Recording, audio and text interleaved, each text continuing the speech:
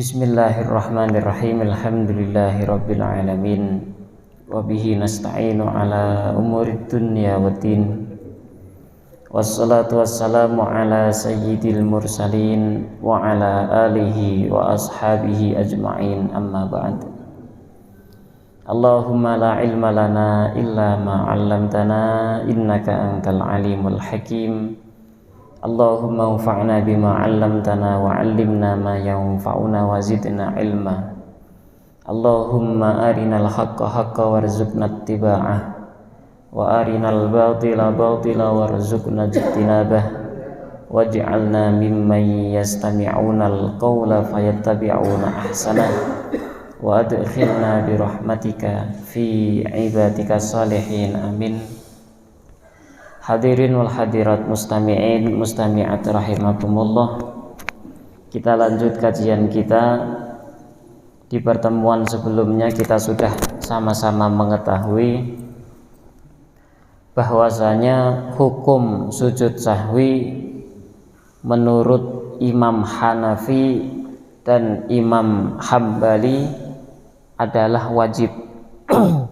Jadi ketika melakukan kekurangan atau bahkan lebih di dalam salat, menurut ulama Hanafi dan Hambali hukumnya wajib, harus sujud sahwi. Tetapi menurut ulama Maliki dan juga Syafi'i mengatakan hukum sujud sahwi adalah sunnah. Hukumnya sunnah. Nah, ketika seseorang hendak melakukan sujud sahwi, kapan dan waktunya atau tempatnya di mana? Maka ulama mazhab 4 berbeda pendapat, berselisih. Dari ulama Hanafi mengatakan bahwasanya sujud sahwi itu letaknya adalah setelah salam yang pertama. Ya, jadi selesai tahiyat hamidum majid, kemudian salam pertama. Setelah salam pertama ke kanan tuh sujud sahwi 2 kali. Setelah sujud 2 kali, sujud, duduk, kemudian sujud lagi, duduk lagi, kembali ke tahiyat, kemudian salam yang kedua. Ini kata ulama Hanafiyah.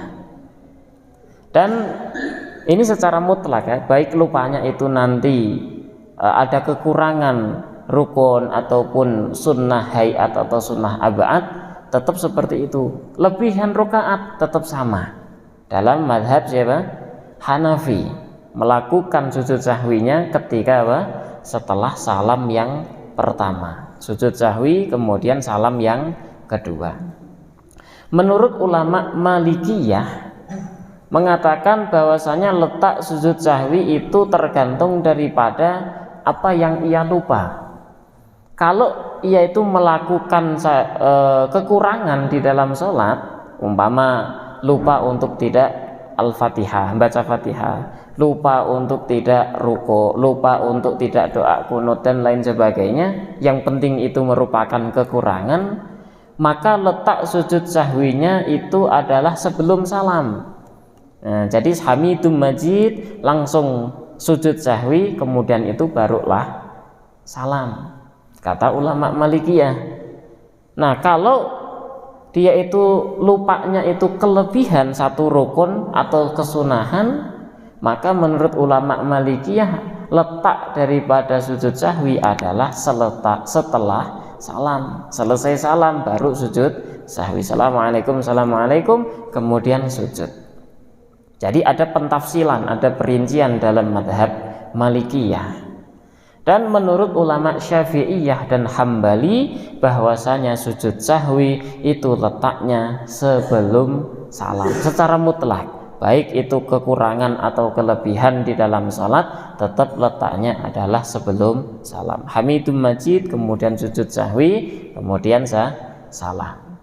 Nah, ini fikih daripada madzhabul arba'ah yang menjelaskan ada hukumnya sunnah atau wajib sujud sahwi dan letaknya pun berbeda-beda.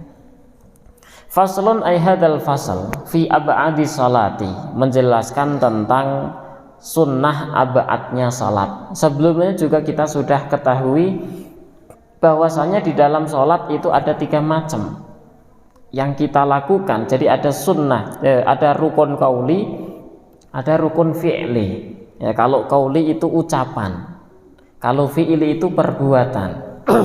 Kesunahan pun sama. Di dalam sholat kesunahannya ada sunnah qauli, ada sunnah fi'li, ada kesunahan yang berbangsa ucapan, ada kesunahan yang bersifat perbuatan. Nah, di dalam sholat ada 3 hal, ada 3 macam. Ada kalanya dia itu fardu atau rukun, ada kalanya sunnah ab'ad, ada kalanya sunnah hayat. Di dalam madhab Syafi'i, ketika kita melakukan kekurangan atau bahkan kelebihan di dalam sholat, kita disunnahkan untuk sujud sahwi, ya, sunnah untuk sujud sahwi. Nah, yang akan kita bahas sekarang ini adalah ab'adus shalah, sunnah ab'adnya salat. Wa muqtadi sujudi sahwi, dan sesuatu yang menuntut adanya sujud sahwi. Tusannu disunnahkan apa sajadatani 2 sujud kubaila salamin, sebentar sebelum salam. Sunnah hukumnya dalam madhab Syafi'i sujud sahwi, hukumnya sunnah. Wa in katuras sahwu, walaupun lupanya itu banyak. Di dalam sekali sholat, dalam sekali sholat umpama subuh, sholat subuh 2 rakaat, dia lupanya 100 kali umpamanya, maka sujud sahwinya berapa? Tetap 2 kali sujud.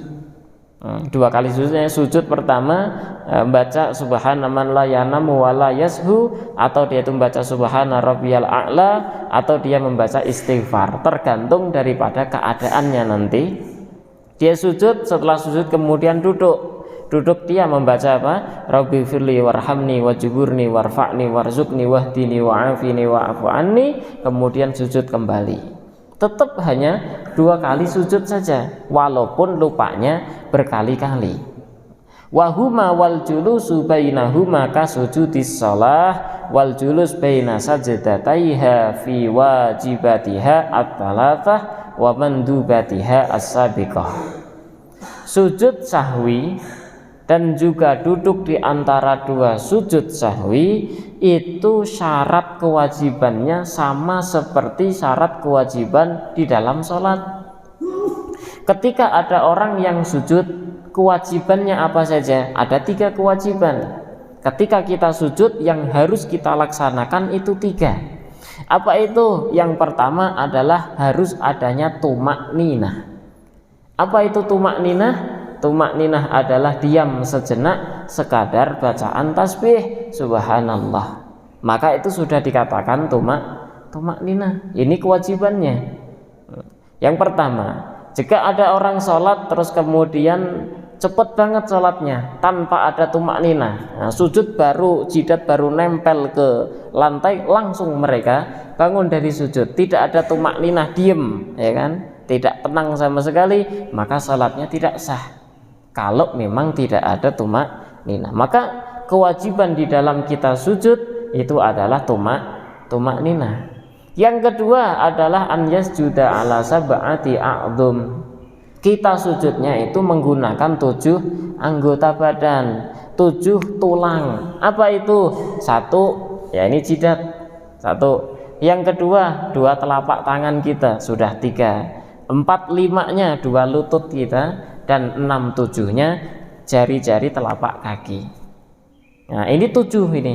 7 tulang ini wajib nempel di tempat sujud kita.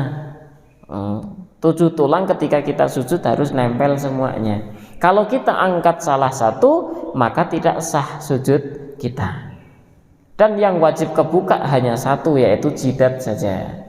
Tangan kita mau pakai kaos tangan tidak masalah. Kemudian kaki kita pakai sepatu atau kaos kaki juga tidak apa-apa. Yang wajib kebuka hanya jidat ini, harus nempel di tempat sujud. Nah, ini kewajibannya. Dan yang ketiga, kewajibannya an yastaqirra jalisan. Ketika kita duduk di antara dua sujud itu harus istiqrar. Istiqrar itu benar-benar duduk secara sempurna, kemudian kita sujud kembali. Jangan pernah ketika kita duduk di antara dua sujud belum sempurna duduknya tapi langsung sujud kembali, maka tidak sah. Sujud, Allahu Akbar, nah, langsung balik lagi, nah, belum sempurna duduknya dia langsung sujud kembali, maka duduk di antara dua sujud yang seperti itu dikatakannya tidak sah. Maka diwajibkan harus ada tumak nina. Kemudian kesunahan di dalam sujud ataupun duduk di antara dua sujud sahwi itu ya sama persis seperti kesunahan di dalam sholat biasa. Apa itu? Ya membaca tasbih. Ketika kita sujud sahwi bacanya tasbih subhana rabbiyal a'la wa bihamdih 3 kali, sama persis. Kemudian zikir-zikir yang lain ketika kita duduk di antara dua sujud baca apa? Rabbi firli warhamni wajburni warfa'ni warzuqni, juga sama. Ketika duduk di antara dua sujud sahwi yang kita baca adalah zikir yang sama, Rabbi firli warhamni wajburni sampai akhir. Nah, itu kesunahannya. Kadzikri fiha, seperti zikir di dalam dua sujud ataupun zikir di dalam duduk di antara dua sujud. Lakin wakila, ada yang mengatakan yaqulu fihi ma subhana man la yanamu wa la yashu. Orang yang melakukan sujud sahwi dia itu hendaknya tidak membaca tasbih tetapi ada tambahan. Nah, tidak hanya subhana rabbiyal a'la tetapi tambahannya subhana man la yanamu wa la yashu. Artinya apa? Subhana man maha suci zat, la yanamu yang dia itu tidak tidur, wa la yashu dan dia tidak pernah lupa. Karena apa? Inilah ikon bihi, sudah munasib, patut, panteslah wong kita itu ketika sholat lupa melakukan kesalahan, maka Allah zat yang maha tidak pernah lupa, zat yang tidak pernah tidur. Kalau kita tidur kita lupa, makanya lebih pantas ketika kita mengucapkan di dalam sujud sahwi subhana man la yanamu wa la yashu 3 kali. Subhana man la yanamu wa la yashu wa huwa laikun bil hal. Ini dia membaca subhana man la yanamu wa la yashu ketika dia benar-benar lupa. Umpama contoh harusnya dia itu tahiyat awal di rakaat kedua, dia malah berdiri langsung di rakaat ketiga. Kan berarti lupa dia. Nah, maka dia ketika nanti sujud sahwi bacanya subhana man la yanamu wa la yashu. Ketika orang tidak lupa tetapi sengaja tidak mau julus yang pertama, tidak mau tahiyat awal, bagaimana?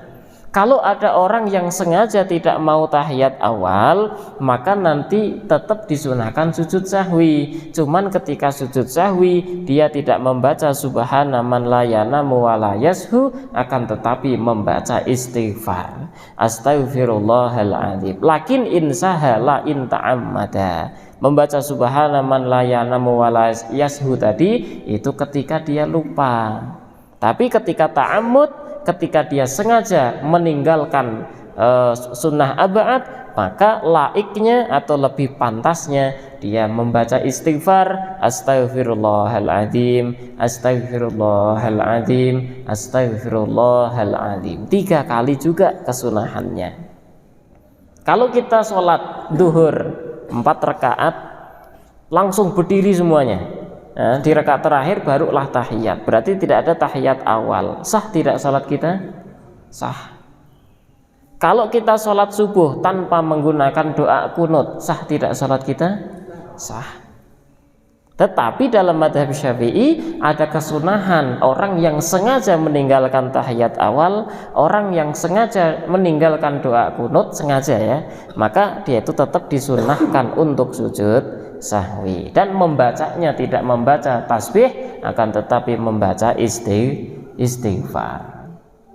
Nah, watajibu niyatu sujudi sahwi bi an yaqsidahu anis sahwi inda syuru'ihi fi. Dan ketika kita hendak sujud sahwi, diwajibkan bagi kita ketika kita hendak sujud itu untuk berniat. Saya niat untuk sujud sahwi dalam hati, ya, tidak secara umpamanya itu formalitas tadi saja, itu tidak, ya. Jadi memang benar dalam hati sujud sahwi itu sudah dikatakan niat itu. Jadi kita niat ketika kita hendak sujud sahwi itu sudah hamidum majid mau salam sujud sahwi maka harus ada niat di dalam hati. Jadi niat itu tidak harus nawaitu sujud sahwi, itu tidak. Dalam hati cukup. Karena yang wajib niat itu hanya di dalam hati. Sama halnya ketika kita sholat, kita tidak ada kewajiban membaca usolli fardhu subhi, tidak ada. Yang wajib tuh hati kita. Mau pakai bahasa Indonesia, pakai bahasa Sunda, silakan. Bahasa apa saja boleh. Yang penting kita paham niat tersebut. Yang tidak boleh itu ketika kita niat dengan menggunakan bahasa Arab, tetapi kita nggak tahu artinya. Itu yang tidak boleh. Nggak sah malah. Sholatnya, puasanya, semuanya tidak sah. Karena dia tidak paham. Sedangkan niat itu adalah qasdul fi'il.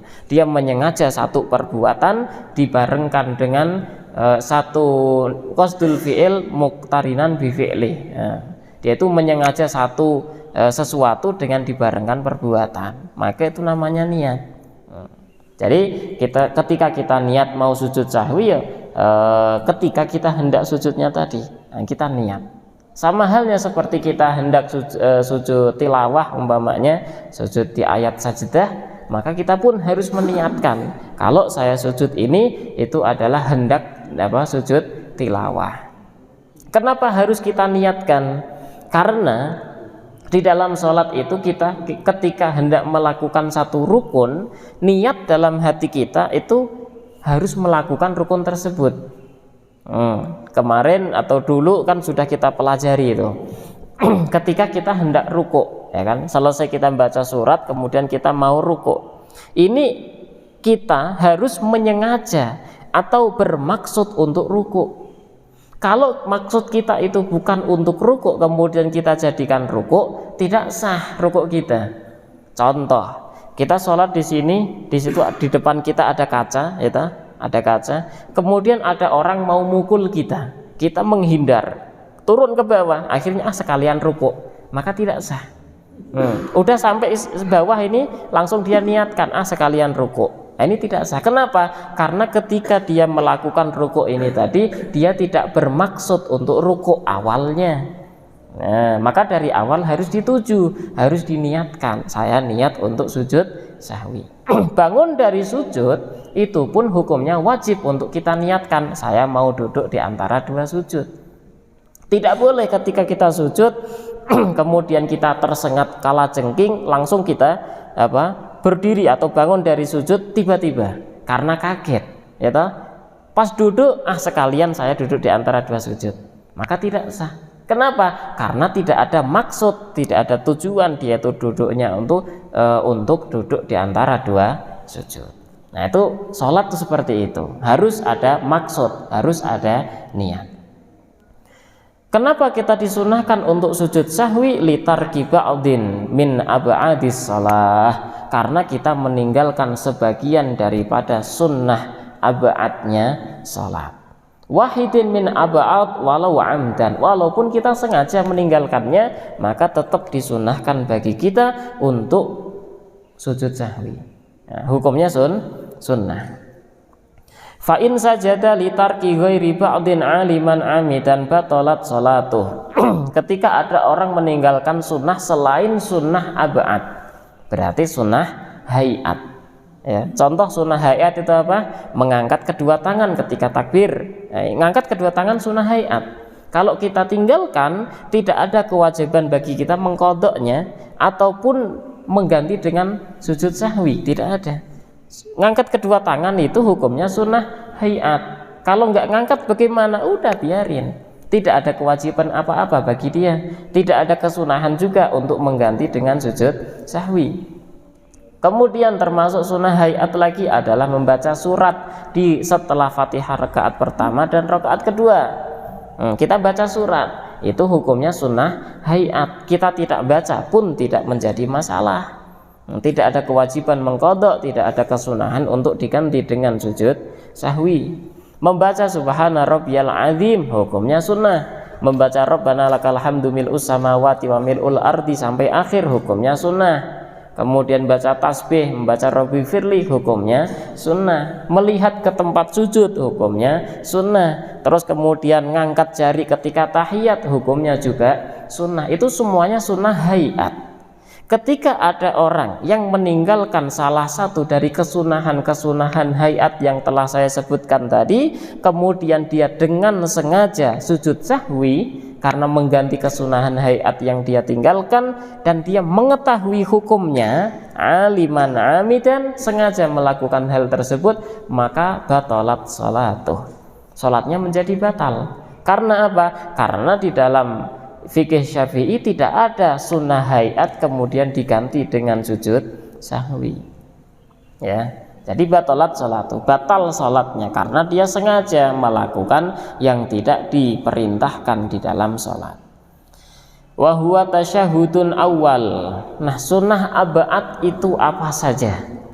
Disebutkan oleh musannif termasuk daripada sunnah ab'ad yang ketika kita tinggalkan kita disunnahkan untuk mengganti dengan sujud sahwi, itu adalah tasyahud awal atau yang kita kenal dengan tahiyat awal. Itu hukumnya sunnah ab'ad. Ketika kita lupa, kita tinggalkan tahiyat awal, rakaat kedua harusnya kita duduk tahiyat awal malah kita langsung berdiri, maka nggak boleh terus kemudian kita balik lagi duduk. Kalau kita tahu hukumnya, kalau duduk kembali ini, apalagi imam ya, imam ketika sudah tahu hukum itu terus melakukan satu kesalahan, diingetin oleh makmum, itu biasanya grogi. Apa yang sudah mereka ketahui langsung hilang semuanya. Ketika diingetin subhanallah, si imamnya ingat, enggak, saya enggak tahiyat awal, nah, langsung duduk kembali itu. Nah, ini gara-gara apa? Gara-gara grogi. Kalau orang grogi berarti kan nasia, dia itu lupa akan pelajaran yang sudah mereka dapatkan. Kalau lupa enggak masalah, tetapi wajib kembali lagi berdiri, ya. Tidak boleh setelah lupa itu terus kemudian dia tahiyat awal lagi, tidak boleh. Ya, harus balik lagi. Kenapa tidak boleh orang yang lupa tahiyat awal sudah berdiri tegak terus kemudian dia balik lagi, tidak boleh? Karena ini berdiri itu hukumnya fardu. Ini rukun berdiri itu, satu kefarduan. Sedangkan tahiyat awal hukumnya sunnah. Nah, kita sudah melakukan kefarduan, sudah berdiri, kita tinggalkan ini fardu, malah melakukan kesunahan. Itu tidak boleh. Kaidah di dalam Islam tidak hanya dalam sholat, apapun itu, satu kefarduan, satu kewajiban tidak boleh kita tinggalkan hanya gara-gara kesunahan. Kita wajib menafkahi anak istri kita, cari kerja, hukumnya wajib menafkahi itu. Kalau kita nggak kerja sehari itu, anak istri nggak makan umpamanya. Terus kemudian kita tinggalkan cari nafkah, kita tidak kerja, malah kita iktikaf di masjid. Iktikaf hukumnya apa? Sunnah. Asal hukum iktikaf itu sunnah. Kita iktikaf di masjid, terus tinggalkan mencari nafkah. Padahal dia tahu kalau saya nggak kerja hari ini, anak istri nggak makan. Maka iktikaf di masjid malah menjadi dosa. Kenapa? Karena dia itu tinggalkan satu kewajiban, yaitu mencari nafkah demi untuk melaksanakan kesunahan. Maka ini tidak diperbolehkan. Mencari nafkah hukumnya wajib. Ya, mencari nafkah hukumnya wajib. Kalau dia itu bolos kerja, nyuri waktu untuk melaksanakan sholat duha, ketahuan oleh majikannya, ketahuan oleh direkturnya, akan dikeluarin. Dia tetap saja nyuri waktu sholat duha, maka hukumnya haram, tidak boleh bagi dia. Kenapa? Karena dia melakukan satu kesunahan, meninggalkan kewajiban. Ini kaidah dalam kehidupan, tidak hanya dalam sholat. Dalam sholat pun sama. Meninggalkan satu kefarduan demi untuk melakukan satu kesunahan, maka sholatnya menjadi batal karena kena hukum haram, maka tidak diperbolehkan. Maka ketika ada orang yang melaksanakan meninggalkan satu kesunahan ab'ad tadi, dicontohkan tasyahud awal atau tahiyat awal, sunnahnya bagi dia hanya mengganti dengan sujud sahwi saja, ya, sujud sahwi saja. Al-wajib minhu fi tasyahudil akhir au ba'duhu walau kalimatan. Yang dimaksud daripada tasyahud awal itu adalah bacaannya, karena ini nanti diperinci, ya, diperinci. Bacaan tasyahud awal itu sama seperti bacaan tasyahud akhir, sama persis, tidak ada bedanya.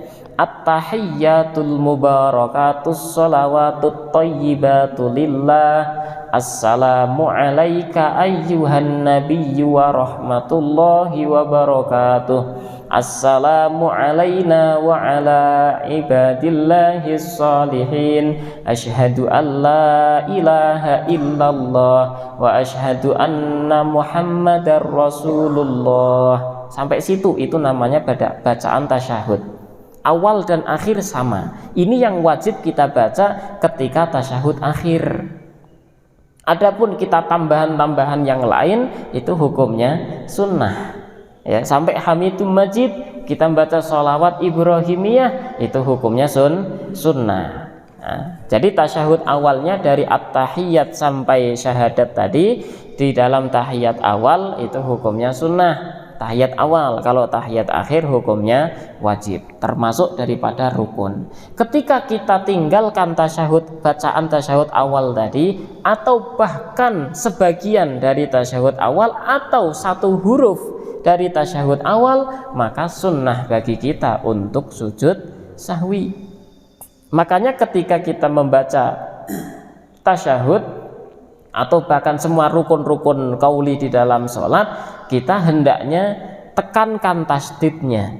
Jangan sampai kita kehilangan tasdid di dalam bacaan-bacaan tersebut. Kenapa? Ketika hilang satu tasdid berarti hilang satu huruf, akan hilang.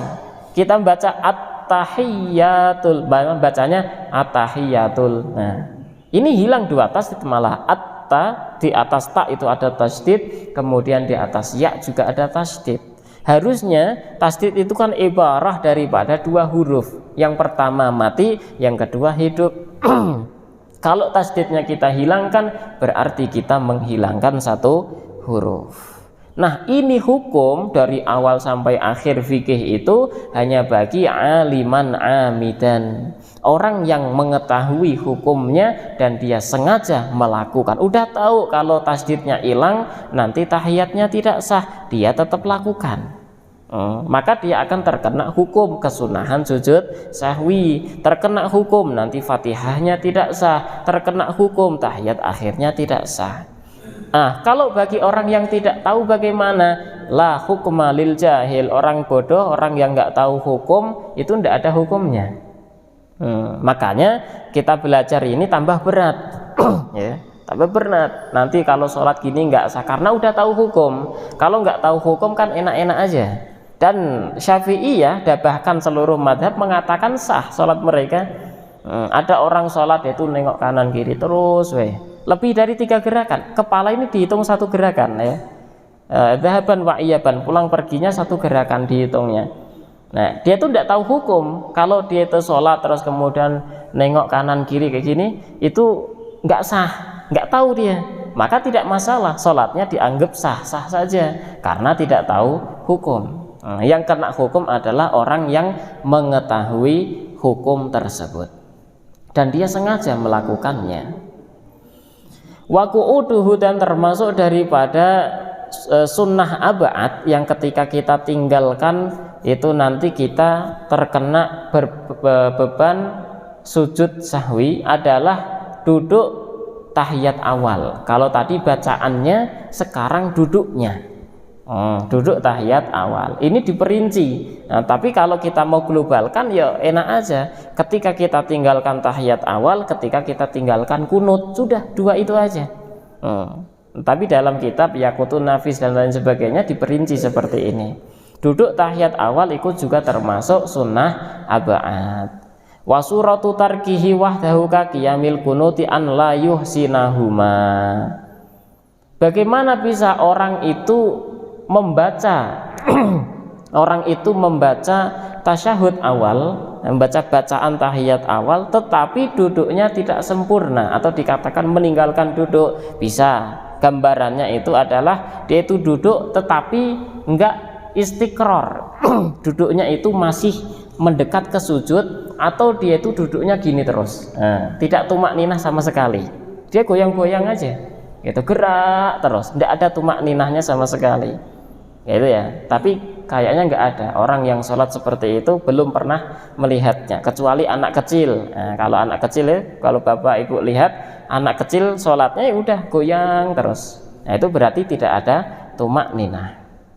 Nah, fa'idza taraka ahaduhum masajada, ketika ada orang yang meninggalkan duduk tahiyat awal atau bacaan tahiyat awal, maka disunnahkan bagi mereka untuk melaksanakan sujud sahwi. Wa kunutun rotibun, dan termasuk sunnah ab'ad itu adalah doa kunut yang rotib. Rotib itu yang kita dawamkan, yaitu di dalam sholat subuh. Nah, ketika kunut dalam sholat subuh kita tinggalkan, maka disunahkan bagi kita untuk melaksanakan sujud sahwi. Au ba'duhu, atau sebagian kunut, wa huwa kunutus subuh wa witir nisf Ramadan. Di dalam sholat witir akhir setengah terakhir dari bulan Ramadan, kita dalam mazhab Syafi'i disunahkan untuk membaca doa kunut. Nah, ini kalau kita tinggalkan, kita disunahkan untuk sujud sahwi. Duna kunutin nazilah, bukan kunut nazilah. Kunut nazilah itu apa? Kunut nazilah itu adalah doa kunut yang dibaca ketika ada musibah menimpa muslimin muslimat. Itu namanya kunut nazilah. Kunut nazilah adanya hanya di sholat fardu saja. Tidak boleh sholat sunnah kemudian dikasih kunut nazilah. Sholat Idul Fitri ada kunut nazilahnya, tidak ada dalam mazhab Syafi'i. Bahkan dalam mazhab 4 tidak ada. Sholat Idul Adha dikasih kunut nazilah, itu juga tidak ada. Jadi kunut nazilah itu diperbolehkan hanya ketika sholat fardu. Mau sholat Jumat, duhur, asar, maghrib, itu boleh ya. Wa qiyamuhu, dan termasuk daripada sunnah abad adalah berdiri ketika doa kunut. Wa yasjudu tarikul kunuti taba'an li imamihil hanafiyyi, ketika kita madhab Syafi'i bermakmum kepada imam yang madhabnya Hanafi.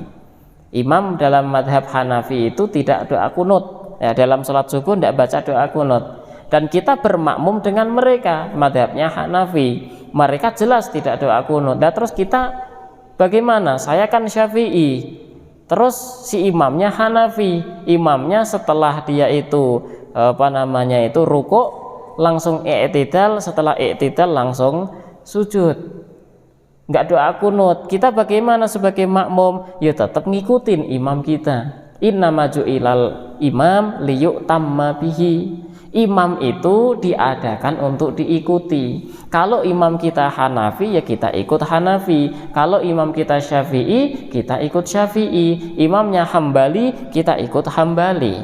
Imamnya Maliki, ya tetap ikut Maliki.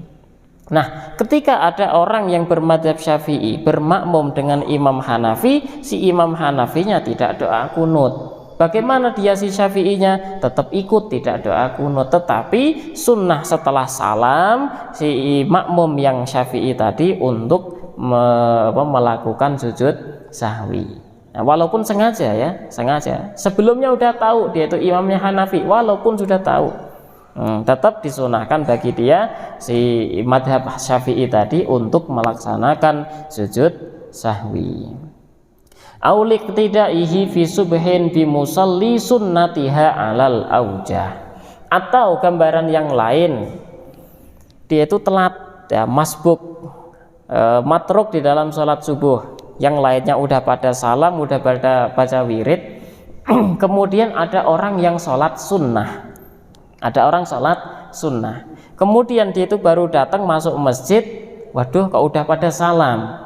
Akhirnya dia itu kan sholat sendirian tuh, ngelihat satu orang sholat sunnah. Loh, sholat sunnah kok setelah subuh? Emang ada? Sholat sunnah apa setelah subuh? Ada. Apa itu? Orang yang masuk masjid, dia itu belum sempat sunnah qobliyah, malah sudah qomat.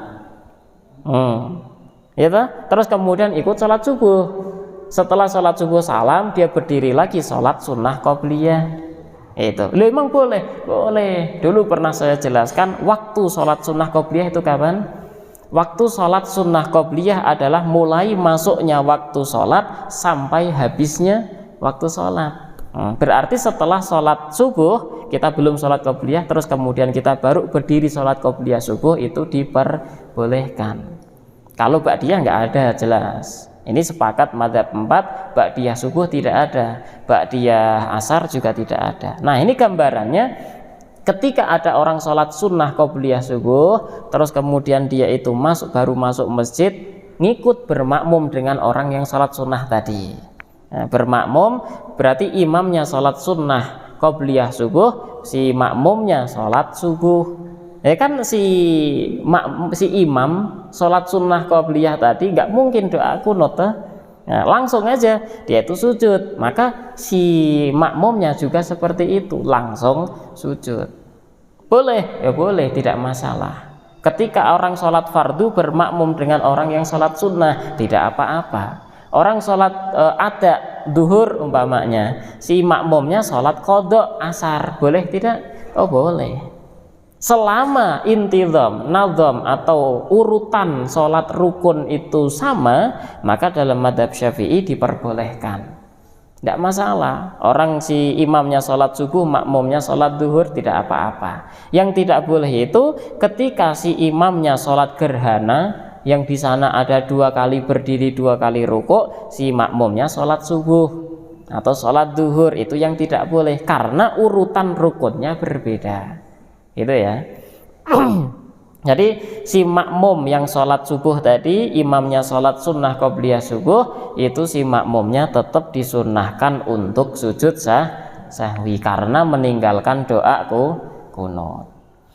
Wa sholatun ala nabi sallallahu alaihi wa alihi wasallam ba'dahuma, dan termasuk daripada sunnah ab'ad lagi adalah membaca sholawat ke atas nabi setelah tasyahud akhir dan juga setelah doa kunut. Jadi dalam tasyahud akhir itu kan ada selesai asyhadu alla ilaha illallah wa asyhadu anna muhammadar rasulullah, kan ada sholawat tuh minimalnya Allahumma sholli ala Muhammad. Kalau kita tinggalkan itu, ini baca sholawat setelah tasyahud awal ya. Kalau setelah tasyahud akhir itu rukun nanti. Setelah tasyahud awal kita baca sholawat minimalnya Allahumma sholli ala Muhammad, malah kita tinggalin. Kita hanya membaca sampai tasyahud, sampai syahadat saja, maka kita sunnah untuk melaksanakan sujud sahwi. Atau setelah doa kunut kita tidak membaca sholawat, maka itu juga kita kesunahan untuk sujud sahwi karena meninggalkan sholawat setelah tasyahud awal dan setelah doa kunut. Kemudian berikutnya termasuk daripada sunnah ab'ad adalah sholatun ala alin, membaca sholawat ke atas keluarga Nabi ba'da tasyahud akhir wa kunut. Di dalam tasyahud akhir kita ada baca sholawat ke atas Nabi Allahumma sholli ala Muhammad, dan membaca sholawat ke atas keluarga Nabi wa ala ali. Nah, ini ali namanya keluarga artinya. Nah, kalau kita tinggalkan itu, kita tidak membaca wa ala ali sayyidina Muhammad, ya maka kita kesunahan untuk sujud sahwi. Atau dalam doa kunut sallallahu ala sayyidina Muhammadin nabil ummi, berhenti di sana, tidak ada wa ala alihi, nggak ada lafadz alihinya, maka sunnah bagi kita untuk sujud sahwi. Nah, jadi ini tadi sunnah ab'ad, ketika kita tinggalkan kita disunnahkan untuk sujud sahwi. Wasumiyat as-sunan ab'adun, kenapa dinamakan sunnah ab'ad? Likur bihabil jabri bis sujudi minal arkan, karena ketika kita meninggalkan sunnah ab'ad kita diperintahkan untuk mengganti dengan sujud sahwi. Wali syakin fihi, kalau tadi itu kan yakin meninggalkan, nah sekarang kalau ragu-ragu itu bagaimana? Nah, ini banyak terjadi ketika kita sholat menjadi makmum, imamnya itu bacaannya bagus, terus kemudian kita terbawa atau bahkan menghayal dan lain sebagainya, kemudian kita lupa atau kita ragu untuk membaca Al-Fatihah, imam udah rukuk, kemudian kita mau ikut rukuk, datang keraguan, saya tadi udah baca Fatihah belum ya, ragu, ya, belum, nggak yakin meninggalkan, nggak yakin juga membacanya, tapi ragu. Saya tadi udah baca belum Fatihah, ragu dia. Maka bagaimana hukum orang ragu ini? Maka ketika ada orang yang ragu-ragu di dalam sholat untuk meninggalkan atau belum melakukan satu rukun, maka hukumnya adalah adamul fi'il. Dia itu dihukumi belum melakukan. Nah, kalau kita ragu, saya sudah baca Fatihah belum? Berarti hukumnya belum baca Fatihah. Dia wajib mengulanginya kembali, wajib membacanya kembali. Nah, ketika ada orang ragu, saya tadi udah baca tasyahud belum dalam tahiyat awal, ragu, maka hukumnya adalah dia itu belum membaca. Kalau belum membaca dan dia itu sudah berdiri, sudah melakukan satu kefarduan, maka sunnah bagi dia untuk melaksanakan sujud sahwi. Nah, li'annal asal adamu fi'lih, karena hukum asalnya dia itu belum melakukan. Walau nasiya munfaridun au imamun ba'dhan kata syahudin awal au kunut wa talabbasa bi fardin min qiyamin au sujudin lam yajuz lahul audu ilaihi. Ini tadi yang dijelaskan di awal, ketika ada seorang munfarid, orang yang sholat sendirian, atau imam, ya, karena orang yang sholat sendiri dan imam ini hukumnya sama, ya. Nanti makmum bagaimana? Makmum hukumnya berbeda nanti. Nah, munfarid, orang yang sholat sendiri dan orang yang menjadi imam, ketika dia itu lupa tidak melakukan tasyahud awal, lupa tidak melakukan doa kunut, dan dia sudah berdiri tegak melakukan satu kefarduan atau sudah sujud melakukan satu kefarduan, maka lam yajuz lahul aud, tidak boleh baginya untuk kembali lagi ke tahiyat awal atau ke kunut. Kalau sudah tegak, ya, sudah melakukan kefarduan. Nanti berbeda halnya ketika ada seorang yang lupa untuk tahiyat awal, dia itu mau berdiri tetapi belum tegak berdirinya, masih dikatakan dia itu orang yang ruku, sebatas ruku, maka boleh balik lagi. Itu. Nah, nanti sujud sahwi atau tidak, maka kita ada pentafsilan. Apa itu? Ketika dia itu lebih dekat ke duduk, tidak ada sujud sahwi. Tapi kalau lebih dekat ke berdiri, maka baru ada kesunahan sujud sahwi. Paham tidak perinciannya? Ketika nih saya berdiri, saya harusnya tahiyat awal, ya, harusnya tahiyat awal, saya malah udah berdiri seperti ini. Saya udah dikatakan berdiri belum? Belum. Ini belum keadaan berdiri nih, ya kan? Ini saya boleh kembali lagi ke tahiyat awal? Boleh, karena saya belum berdiri. Saya kesunahan sujud sahwi atau tidak? Sunnah, karena ini kan lebih dekat ke berdiri daripada ke duduk, kan lebih dekat. Tapi kalau sayanya itu segini, ya, baru begini, Allah, ini lebih dekat ke berdiri apa duduk? Duduk, maka saya boleh kembali dan tidak ada kesunahan sujud sahwi. Bisa dipaham? Begitu juga doa kunut, ya. Sami Allahu liman hamidah Rabbana walakal hamd, langsung saya mau ke sujud sampai sini, boleh saya balik lagi ke doa kunut? Boleh. Saya kesunahan sujud sahwi tidak? Tidak. Kenapa? Karena lebih dekat ke berdiri. Dibalik, ya. Tapi kalau saya sudah segini, ini sudah duduk belum? Belum. Masih boleh untuk kembali lagi ke kunut? Sunnah sujud sahwi? Sunnah, karena lebih dekat ke duduk. Bisa dipaham? Nah, seperti itu perinciannya.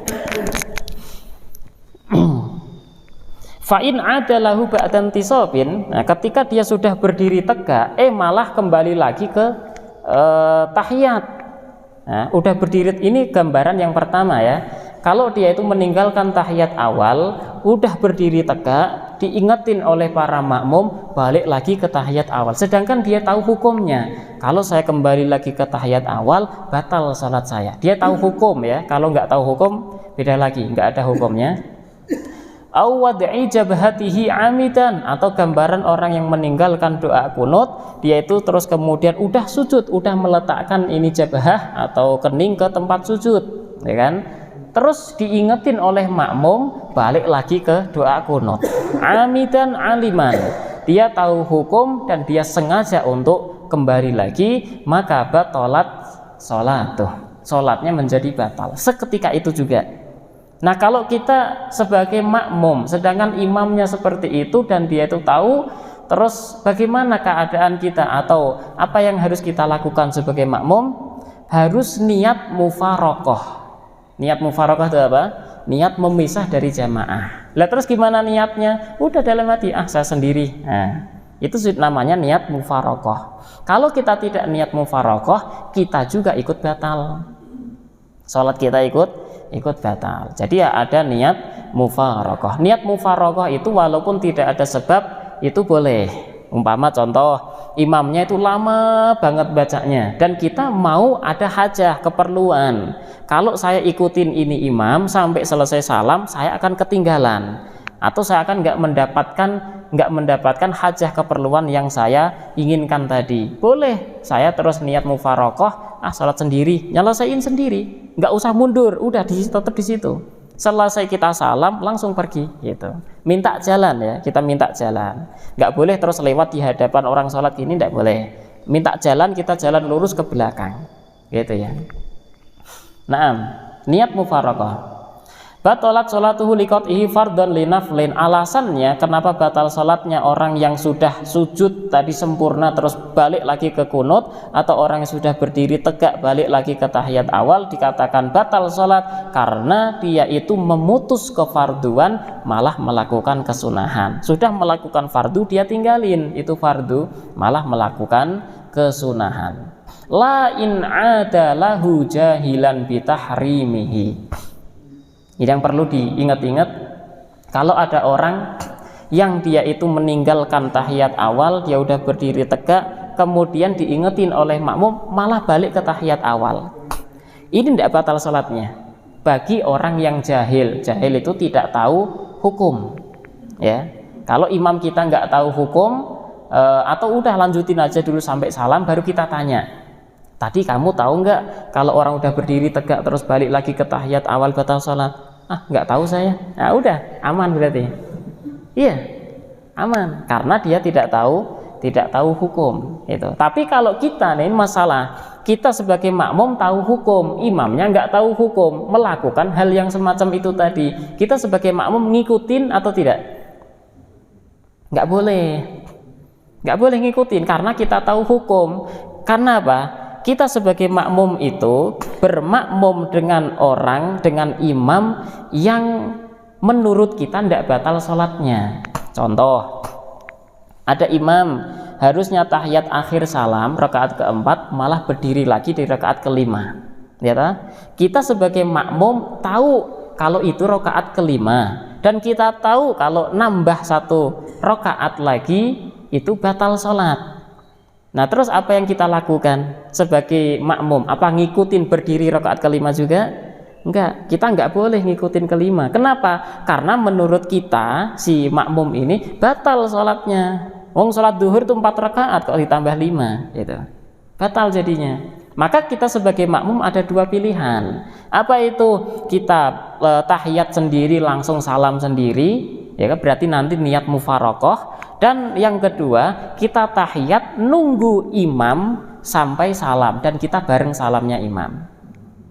Itu ada 2 pilihan seperti itu.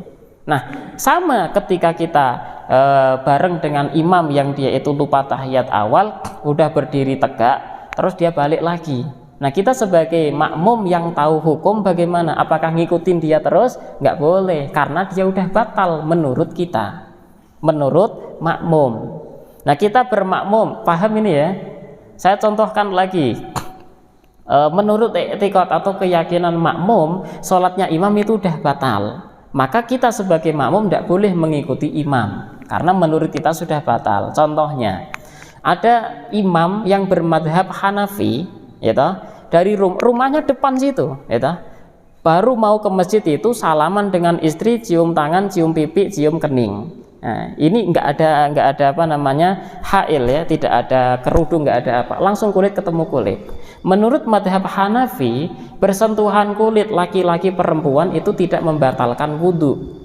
Menurut kita Syafi'iyah batal wudhunya. Kita dari sini melihat, oh itu Syekh Fulan bersentuhan kulit sama istrinya.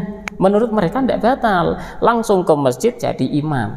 Kita sebagai makmum yang sudah melihat hal tadi, itu bagaimana? Boleh nggak bermakmum dengan imam yang seperti itu?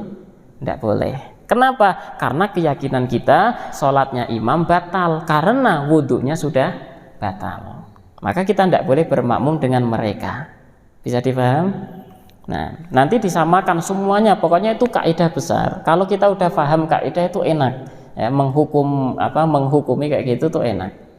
Nah, la in adalahu jahilan bitahrimih wa in kana mukhalitan lana. Nah, ini banyak ini. Orang yang kembali lagi ke tahiyat awal, dia sudah berdiri tegak tapi tidak tahu hukum, maka tidak batal salatnya. Wa in kana mukhalitan lana, walaupun mereka itu yuk senantiasa berhari-hari sehari-harinya gabung bersama kita. Ya, enggak masalah. Ada orang yang ngaji, ikut ngaji, terus kajian ikut, fikih kajian, tapi tetap tidak tahu hukum, tidak paham-paham. Maka dia itu dikatakan jahil, ya, tidak tahu hukum, ya, dikatakan tidak tahu hukum. Li'anna hadza mimma yakhfa 'alal awam, karena hal yang semacam ini memang kebanyakan orang awam tidak pada tahu.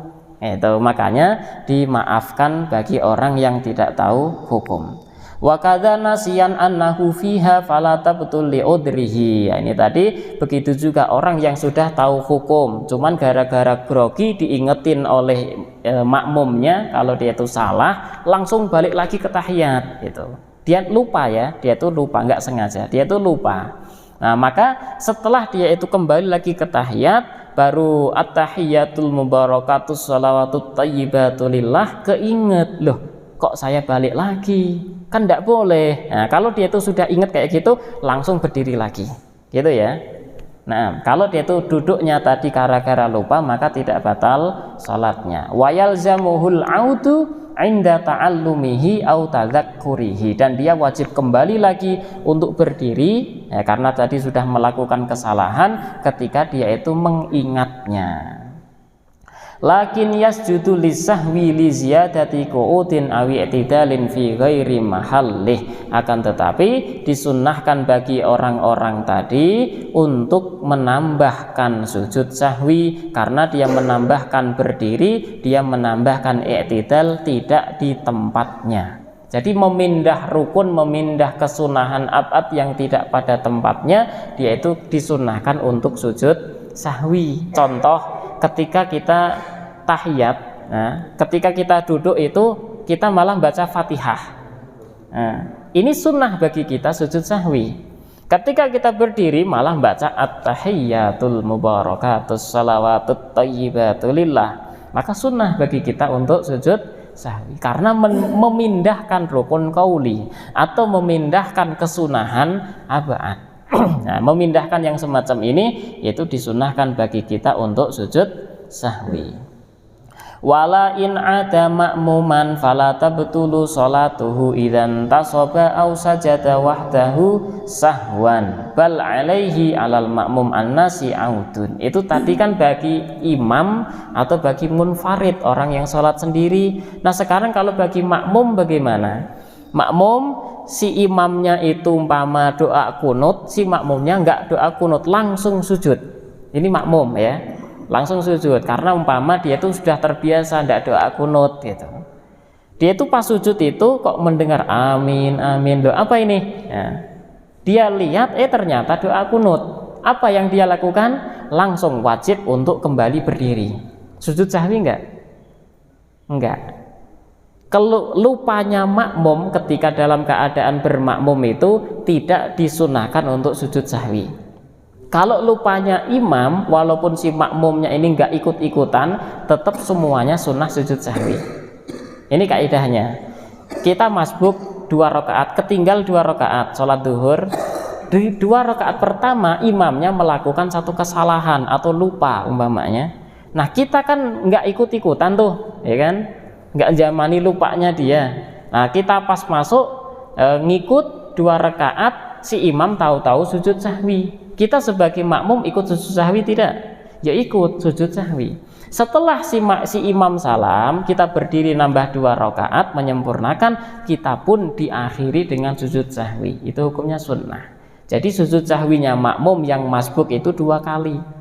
Sunnahnya ya, sunnahnya. Tapi kalau si makmum yang lupa, imamnya tidak lupa, maka si makmum tadi itu tidak disunnahkan untuk sujud sahwi. Kenapa? Karena lupanya makmum, kesalahan makmum ditanggung oleh imam. Oleh dari itu, imam itu disyaratkan harus yang alim, harus yang faqih, harus qurra, hafalan Qur'annya lebih banyak, yang bisa menanggung kekurangan jamaah.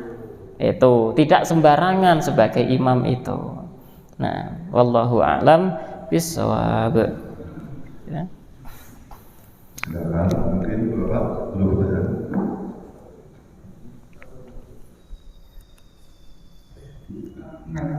Kalau tadi yang misalnya imam batal sholatnya ketika lupa misalnya sujud tahiyat awal dan diri kan balik lagi ke tahiyat awal kan batal tadi. Ya. Itu kan ada opsi buat makmum untuk mufarokoh. Ya. Apakah ada opsi juga untuk menggantiin imam?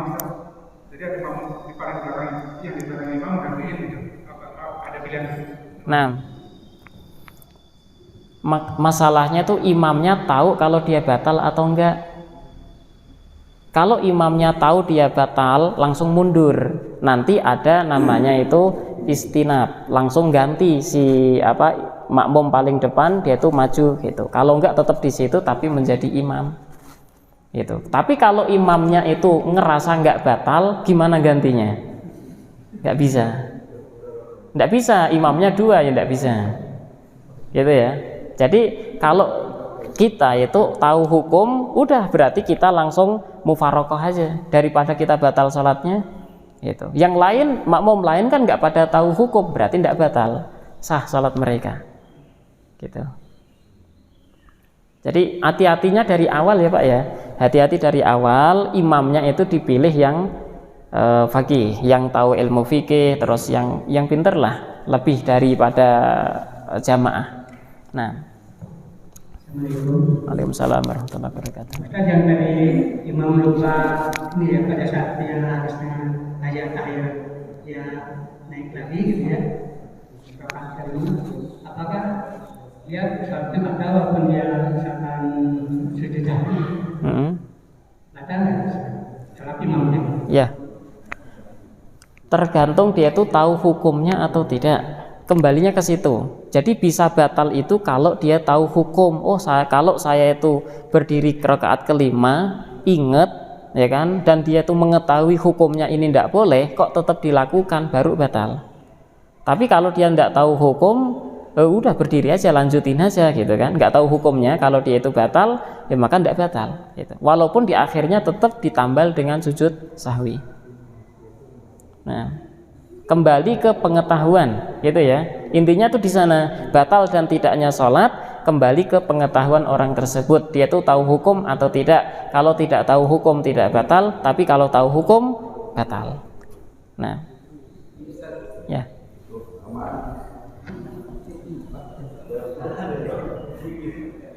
Ustaz,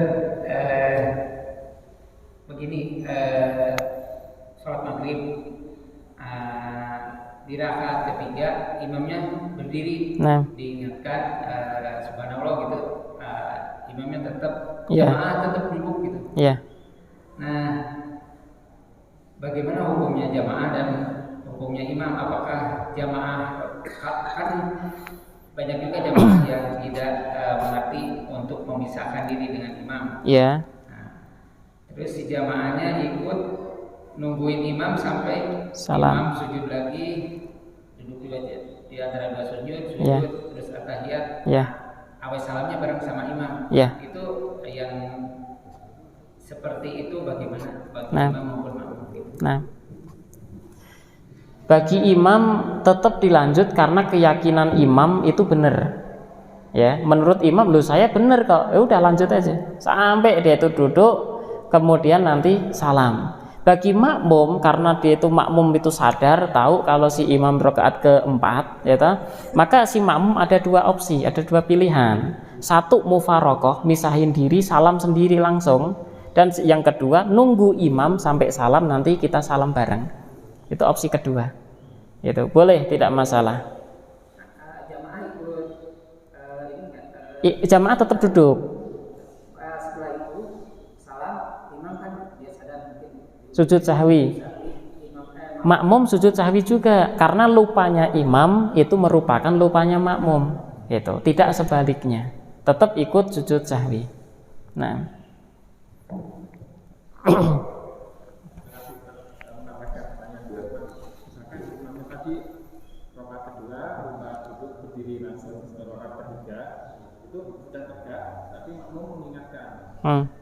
tapi dia terlanjur ya, dia tahu ininya. Ya.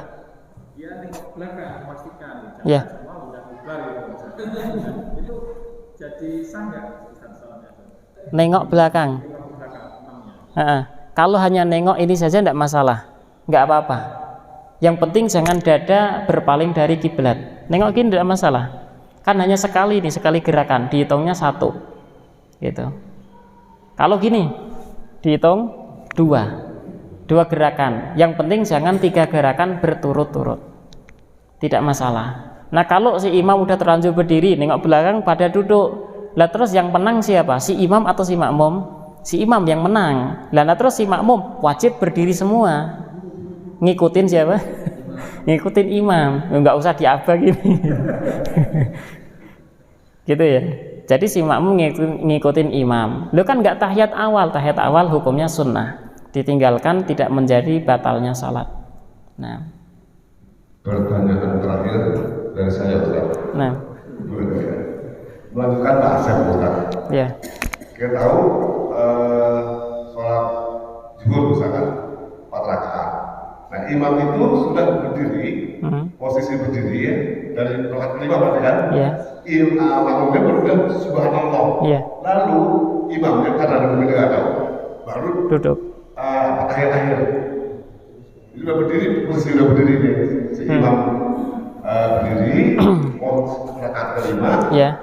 Makmumnya baru bilang subhanallah, imamnya langsung duduk. Ya. Itu bagaimana, Ustaz? Nah, kalau melakukan kesalahan terus kemudian ini satu rukun. Jadi tahiyat akhir kan rukun. Terus untuk berdiri rakaat kelima itu kesalahan. Maka satu kerukunan ini harus dilakukan, Pak. Dan bahkan ketika diingetin oleh para makmum, imamnya ingat, oh ya ini rakaat kelima, dia wajib untuk duduk kembali. Malah wajib. Kalau nggak duduk dia ingat, dia maksa saja ya batal karena dia tahu hukum gitu. Harusnya wajibnya seperti itu, duduk kembali. Loh, apa bedanya dengan tahiyat awal? Kalau tahiyat awal itu sunnah, tapi kalau untuk yang tahiyat akhir hukumnya wajib. Maka wajib untuk kembali lagi duduk langsung tahiyat. Nanti setelah itu barulah sujud sahwi. Nah. Ya, salah. Aku nuhun Ustaz pencerahan. Afwan minka. Kalau dibuka ini pikirin apa pertanyaannya. Nanti untuk minggu lagi. Selanjutnya kita mohon berdoa Ustaz ya. Nah. Kita berdoa biar kita juga selalu dan lindungan Allah Subhanahu. Amin.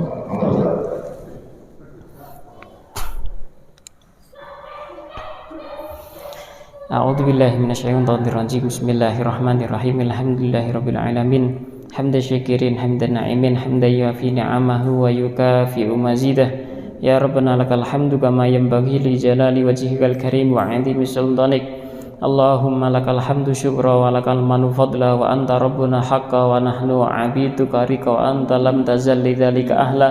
Allahumma ya muyassir kul asir wa ya jabir kul kasir wa ya sahib kul farid wa ya muqawwi kul da'if wa ya ma'man kul makhif wa ya mughniya kul fakir yassir alaina kul asir fataysirul asir alaika yassir. Allahumma ya man la yahtaj ilal bayan tafsir hajatuna ilaika katir wa anta alimun biha wa basir wa khabir.